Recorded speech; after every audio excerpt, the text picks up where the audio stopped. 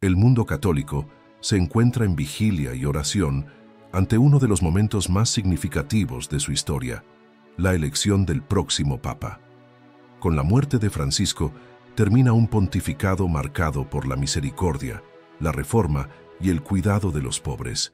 El Colegio de Cardenales, ahora reunido en Roma, lleva sobre sus hombros una misión sagrada: discernir, bajo la luz del Espíritu Santo, quién será el nuevo vicario de Cristo en la tierra.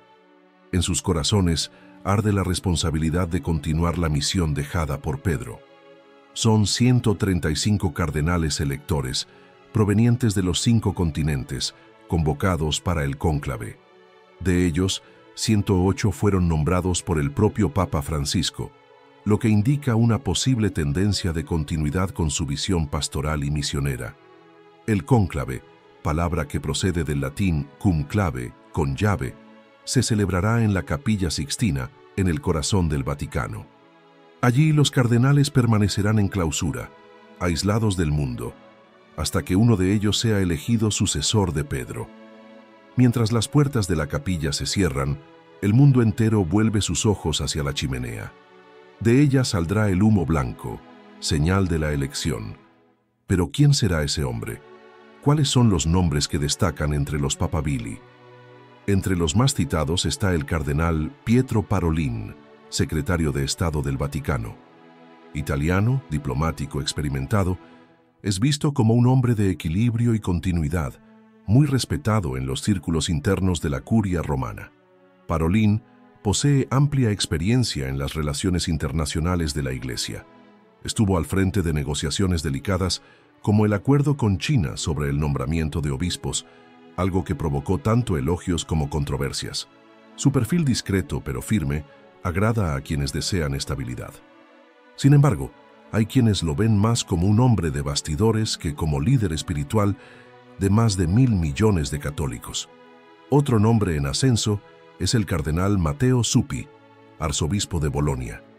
Conocido por su carisma, su sencillez y su cercanía con los pobres, Zuppi representa un rostro pastoral de la Iglesia. Zuppi fue miembro de la comunidad de San Egidio y trabajó activamente por la paz en países en conflicto. Su elección sería vista como una continuidad del estilo de Francisco, centrado en la misericordia y la escucha de las periferias. Su mirada atenta a los migrantes, los enfermos y las víctimas de la violencia urbana lo ha hecho querido entre muchos católicos italianos. Sin embargo, algunos lo consideran demasiado joven para el cargo, aunque la edad esté lejos de ser un impedimento. Asia también presenta un fuerte candidato, el cardenal Luis Antonio Tagle, de Filipinas. Prefecto del Dicasterio para la Evangelización de los Pueblos, es un rostro conocido y amado por muchos, con una gran sensibilidad misionera. Tagle tiene una sonrisa cautivadora y una espiritualidad vibrante. Frecuentemente comparado con Juan Pablo II por su carisma y ternura, sería el primer papa asiático de la historia moderna, en un continente donde el catolicismo crece vigorosamente.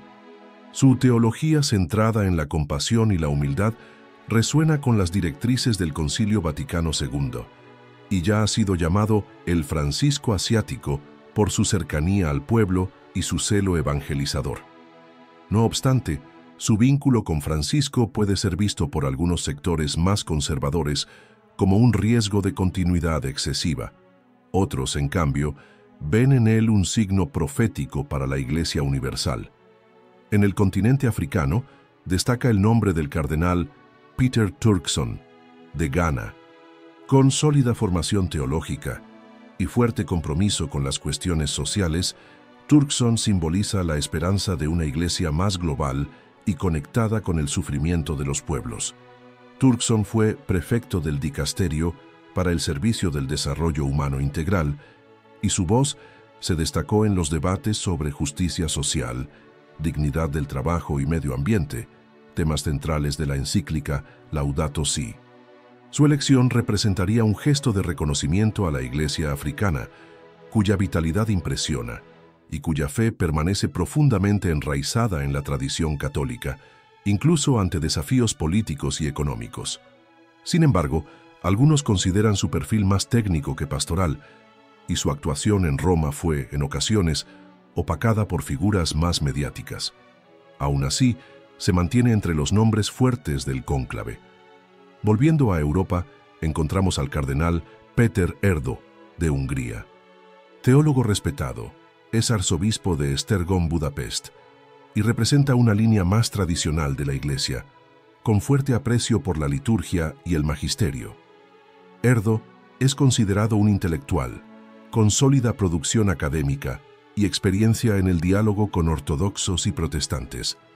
Su elección indicaría un deseo de mayor rigor doctrinal y claridad moral en el timón de la Iglesia. Su nombre es especialmente querido entre los sectores conservadores que anhelan un papa que reafirme los fundamentos de la fe frente a los desafíos culturales contemporáneos. Sin embargo, su estilo más reservado y su país de origen, fuera de los centros tradicionales del catolicismo, pueden representar obstáculos en un colegio electoral que busca equilibrio entre tradición y renovación. Por último, tenemos al cardenal Robert Sarah, de Guinea. A sus 79 años, representa un ala tradicionalista firme, con fuerte presencia en la espiritualidad, el silencio y la liturgia. Su figura es austera y profundamente respetada. Sarah fue prefecto de la Congregación para el Culto Divino y se convirtió en referencia entre quienes defienden la liturgia tradicional. Su elección sería vista como un claro retorno a una línea más conservadora en la conducción de la Iglesia. Mientras los nombres circulan por los pasillos del Vaticano, crece la expectativa de los fieles alrededor del mundo. Muchos rezan ante el Santísimo Sacramento, pidiendo que el Espíritu Santo guíe a los cardenales a elegir un pastor según el corazón de Cristo. En la Plaza de San Pedro, peregrinos de todas las lenguas se reúnen, sosteniendo rosarios y velas, entonando cánticos y clamando por un papa que una a la Iglesia, defienda la fe y proclame con valentía el Evangelio en medio de las sombras del mundo. Dentro de la Capilla Sixtina, cada cardenal lleva su historia, su espiritualidad y su visión de la Iglesia. Pero allí, ante el juicio final de Miguel Ángel, cada uno sabe que la responsabilidad supera las preferencias personales. El humo negro, señal de que aún no hubo elección, se eleva día tras día. Los periodistas especulan, los fieles esperan, el mundo observa. Pero los cardenales, en silencio, se dejan conducir por un discernimiento que debe ser más espiritual que político. Sin embargo, entre los propios electores hay debates silenciosos. ¿Necesita la Iglesia continuidad con el Papa Francisco o un giro hacia la tradición más rígida? ¿Debe priorizar el diálogo con el mundo o reafirmar su identidad sin concesiones? Muchos creen que el nuevo Papa debe ser un hombre de paz, capaz de dialogar con otras religiones como lo hizo Francisco con el Islam y el judaísmo. Otros piensan que el próximo pontífice debe ser un defensor más contundente de la doctrina católica tradicional. El equilibrio entre pastoral y doctrina, entre acogida y verdad, entre misión e identidad, es el punto crucial del debate silencioso. Ninguno de los papabili escapa de esta tensión. Cada uno representa un rostro de la Iglesia, pero nadie la posee por completo. Algunos analistas eclesiales señalan que los cardenales pueden sorprender eligiendo un nombre fuera de la lista de favoritos. La historia ya lo demostró en cónclaves pasados, como en la elección de Karol Wojtyła, a quien pocos esperaban ver como Juan Pablo II. Ante esto, nuevos nombres comienzan a surgir discretamente, como el cardenal Jean-Claude Hollerich, de Luxemburgo, conocido por su actuación en el Sínodo de los Obispos y por su empeño en la escucha eclesial en toda Europa. Hollerich es jesuita, como el Papa Francisco, y su sensibilidad pastoral unida a una sólida formación intelectual lo convierte en un nombre considerado por quienes desean continuidad, pero con un rostro europeo y dialogante. Otra posible sorpresa sería el cardenal Claudio Hummes de Brasil, aunque ya avanzado en edad y con salud frágil. Su historial de apoyo a los pueblos indígenas y a la Amazonia lo convierte en símbolo de una iglesia enfocada en los marginados. Aún en América Latina, el cardenal Odilo Pedro Scherer arzobispo de São Paulo, es visto como un nombre de equilibrio. Con buena articulación, firmeza doctrinal y sensibilidad pastoral, podría unir diferentes visiones. Odilo es respetado dentro de la curia romana y cercano a varios cardenales influyentes. Su perfil ponderado, sin extremismos, agrada tanto a progresistas como a conservadores moderados, y su país, Brasil, tiene el mayor número de católicos del mundo. El cardenal Christoph Schönborn de Viena también aparece como figura venerable. Formador de generaciones eclesiales y profundo conocedor del catecismo de la Iglesia Católica, es tenido como un hombre de gran sabiduría espiritual. Schönborn, sin embargo, ya declaró no desear el papado y su edad avanzada también puede pesar. Aún así, se le recuerda como rey, hacedor de reyes, alguien que puede influir decisivamente en el rumbo de la elección. El cónclave no es una elección común. En él no hay campañas públicas ni debates formales. Todo se basa en la oración, las conversaciones privadas, el testimonio de vida y aquello que los cardenales perciben como la necesidad de la Iglesia en el momento actual. A menudo los electores cambian de opinión entre una votación y otra. Es común que el Espíritu Santo inspire nuevos nombres o que una homilía, un gesto, una palabra, transforme la percepción de los cardenales sobre un determinado candidato. La liturgia desempeña un papel fundamental en este proceso. Antes de cada votación, se celebra la Misa pro eligendo pontifice, donde el predicador recuerda a los cardenales la grandeza de la misión y la necesidad de elegir a un hombre de Dios, no de gloria humana. El Espíritu Santo, aunque invisible, es invocado con fervor. Los cardenales saben que, por encima de las preferencias personales o regionales, deben buscar a quien será pastor universal, padre de los pobres, defensor de la fe y puente de unidad. Mientras tanto, los medios de comunicación seculares intentan prever el resultado con criterios políticos, geográficos o ideológicos.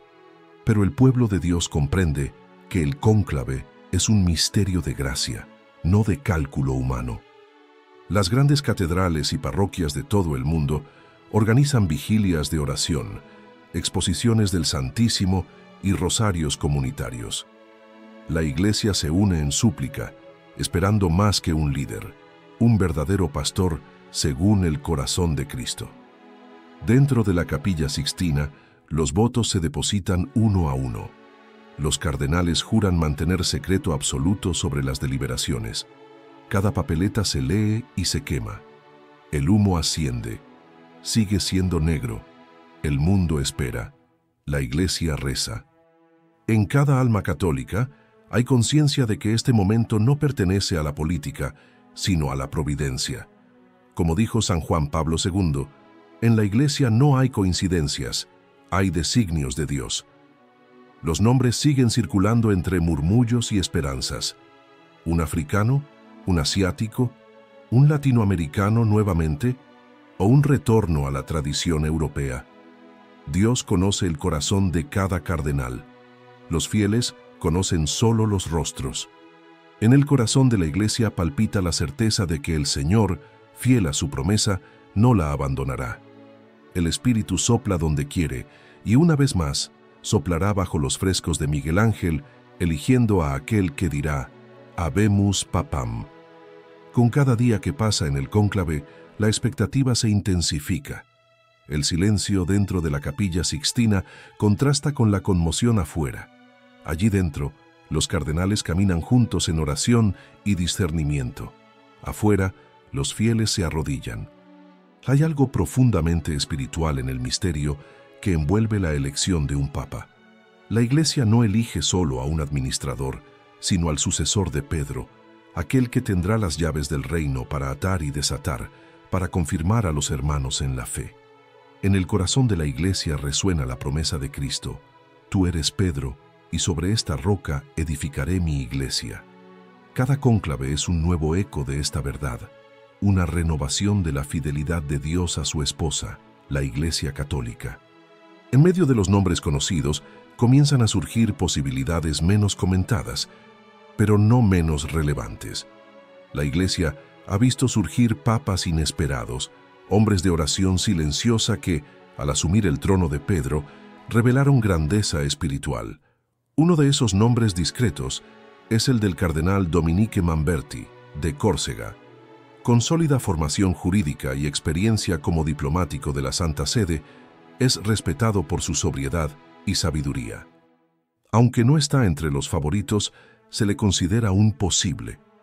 Otra figura que, aunque más joven, ha llamado la atención es el cardenal Dieudonné Nzapalanga, de la República Centroafricana.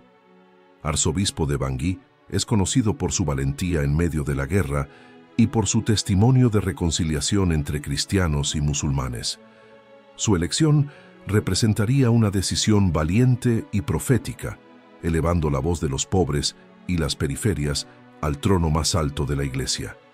A los 57 años, sería uno de los papas más jóvenes de la historia reciente, lo que también levantaría esperanzas de un largo pontificado.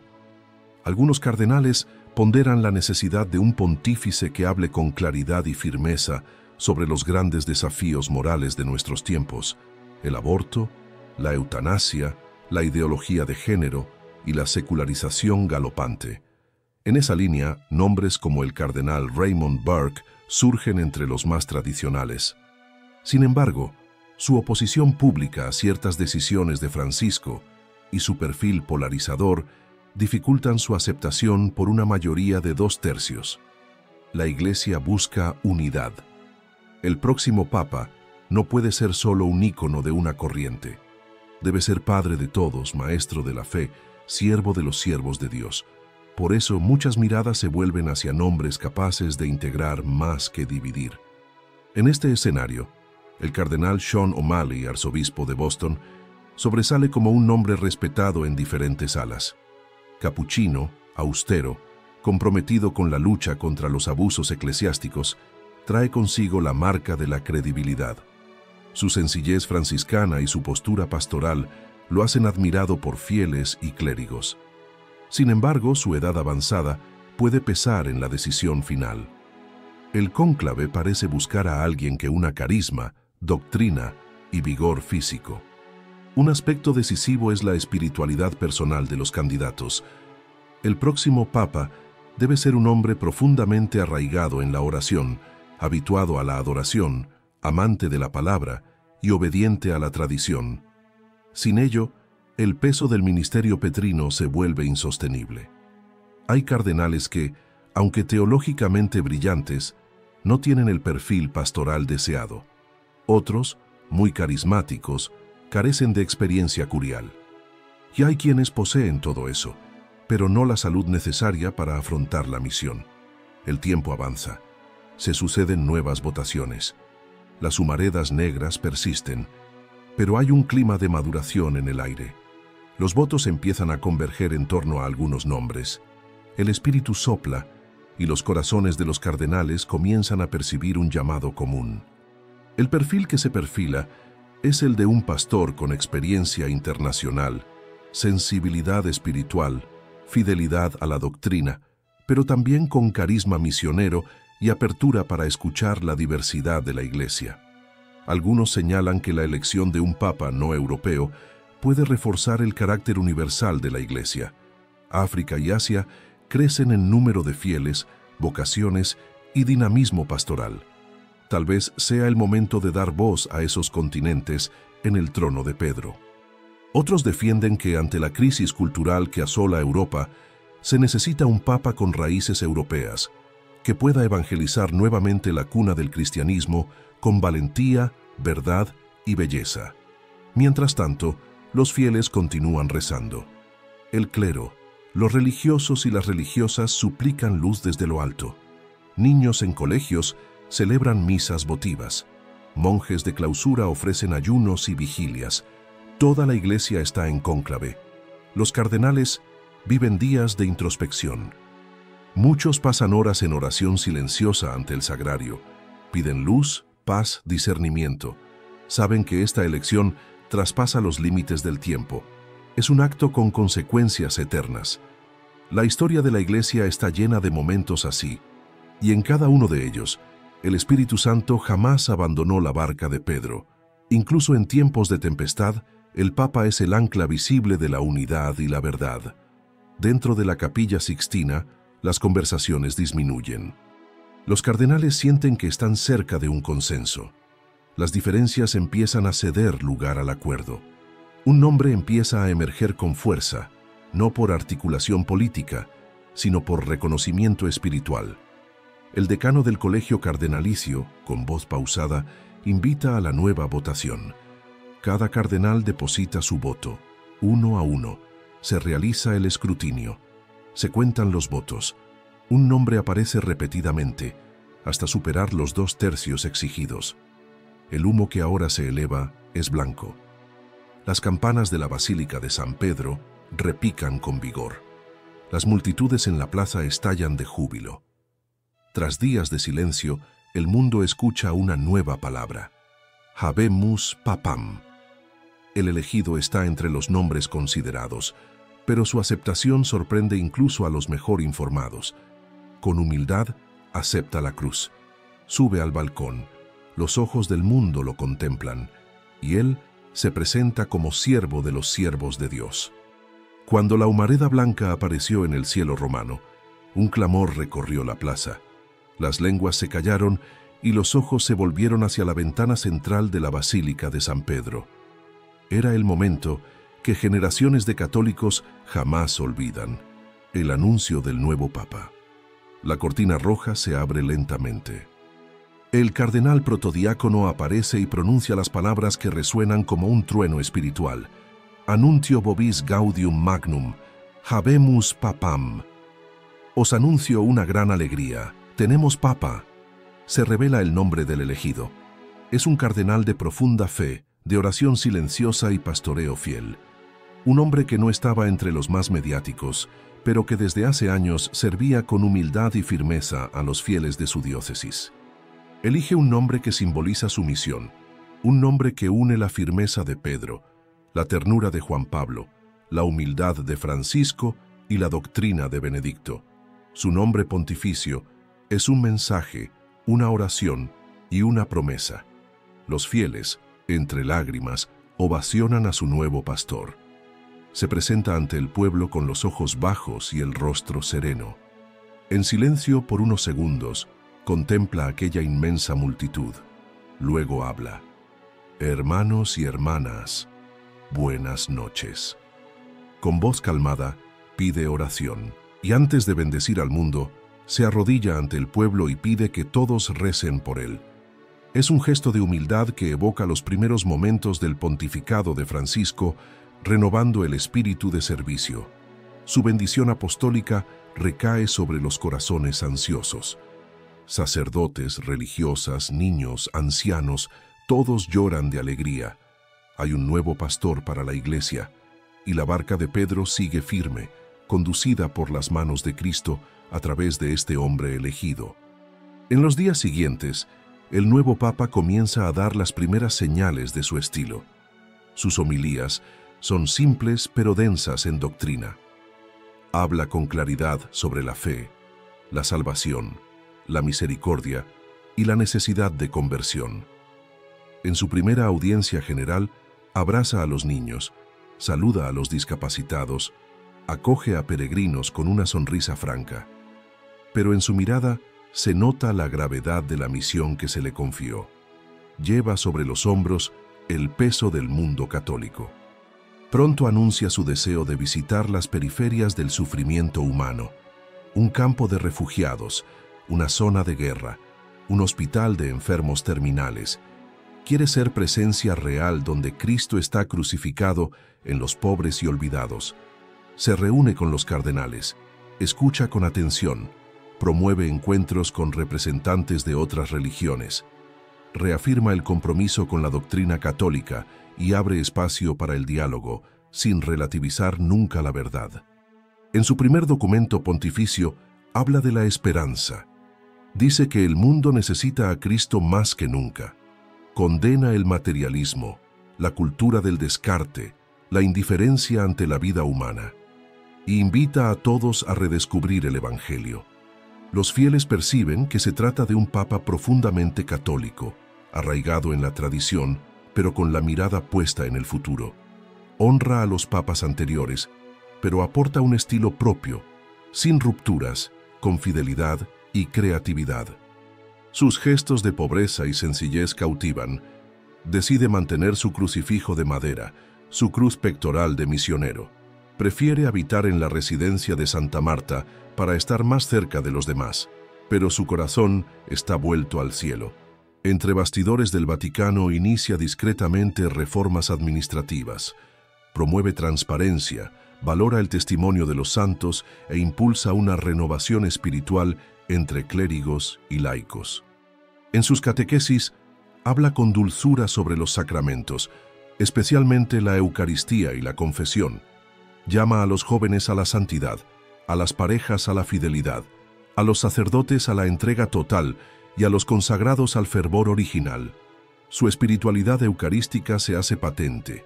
Frecuenta largas adoraciones silenciosas, incentiva a las parroquias a revalorizar el Santísimo Sacramento. Habla de la misa como el cielo en la tierra. La Iglesia redescubre el centro de su fe. Escribe sobre los mártires cristianos contemporáneos, víctimas del odio a la fe. Pide oración por los cristianos perseguidos y envía emisarios a las regiones en conflicto. Su voz es profética. La Iglesia crece con la sangre de los mártires. El nuevo Papa se presenta como un pastor con olor a oveja, pero también como un vicario firme que no teme anunciar las verdades impopulares. Habla contra el aborto, la eutanasia y la destrucción de la familia natural. La juventud católica se anima. Anuncia una nueva jornada mundial de la juventud. Millones se inscriben.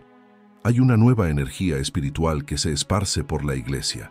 Dice, sean testigos de la alegría del Evangelio. En sus viajes apostólicos, lleva consigo el rosario y la cruz.